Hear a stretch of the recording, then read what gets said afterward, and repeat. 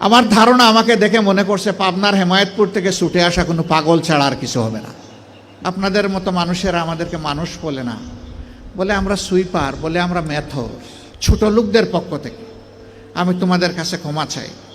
ওই ময়লার ভাগাড়ের কাছে হাজির হলাম, ততক্ষণে একদল লোক যারা এই ময়লাগুলা বেলচা দিয়ে ডাম্পিং ট্রাকে উঠিয়ে শেষ করেছে, এখন বেলচা ছুঁড়ে ওখানে ফেলে দিয়েছে।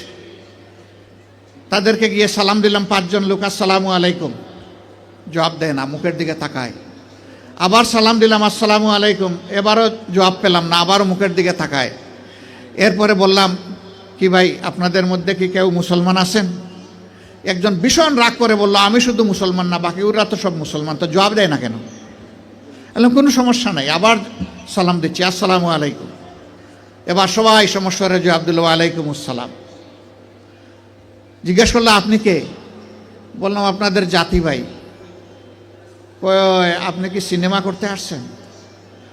আমার এই চেহারা দেখে মনে হয় যে আমি সিনেমা করতে আসছি।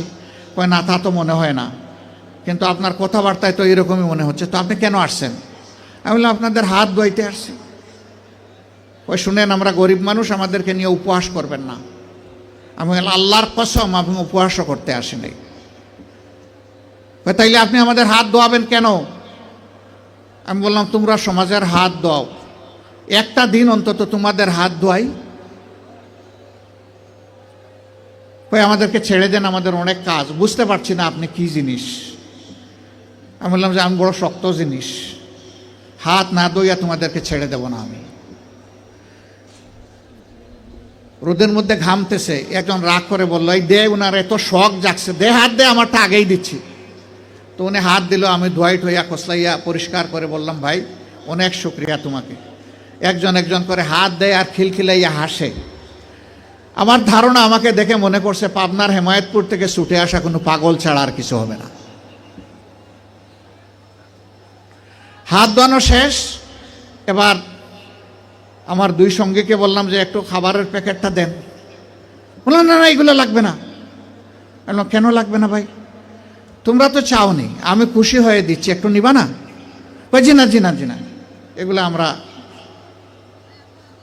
আমি বললাম যে বলো তাইলে কোনটা থেকে খেতে হবে, আমি আগে খাই একটু, তারপরে নিয়ে যাও। তখন একজন বলে তাইলে ঠিক আছে দিয়া দেন। বললাম হ্যাঁ, দুনিয়া অনেক কিছু ঘটে। হাতে নিল, নেওয়ার পরে একজন একটু দীর্ঘ শ্বাস ফেলে বলল, তাহলে আমরাও মানুষ। আমি বললাম কেন এই কথা বললেন কেন? জি না, আপনাদের মতো মানুষেরা আমাদেরকে মানুষ বলে না, বলে আমরা সুইপার, বলে আমরা মেথর। আমাদের কাছে কেউ দাঁড়াইতে চায় না, কোনো রাস্তা দিয়ে আমরা হাঁটলে মানুষ সরে যায়। সমাজের মানুষ আমাদেরকে অচ্ছুত মনে করে, এদেরকে ছুঁইলেই জাত যাবে। আমি হাত জোড় করে বললাম, সোফা কাপড়ের ছোট লোকদের পক্ষ থেকে আমি তোমাদের কাছে ক্ষমা চাই। আমাকে ক্ষমা করো, আমাদেরকে ক্ষমা করো। আমি আর চোখের পানি ধরে রাখতে পারিনি, টপ টপ করে আমার চোখ থেকে পানি পড়ল। যে মানুষগুলো তাদের জীবনের পরিশ্রমের বিনিময়ে সমাজের চাকাটাকে চালু রাখে, আমরা কিনা তাদেরকে মানুষ বলি না, আমরা তাদেরকে সুইপার বলি, মেথর বলি। আমরাই কমজোর। আমি কাঁদতে কাঁদতে এসে আমার গাড়িতে, আর ওরাও আমার সাথে কেঁদে কেঁদে তাদের গাড়িতে উঠে গেল। সম্মানিত ভাইয়েরা, কেন এই বেমনা? এদের ছাড়া কি এই সমাজ চলবে?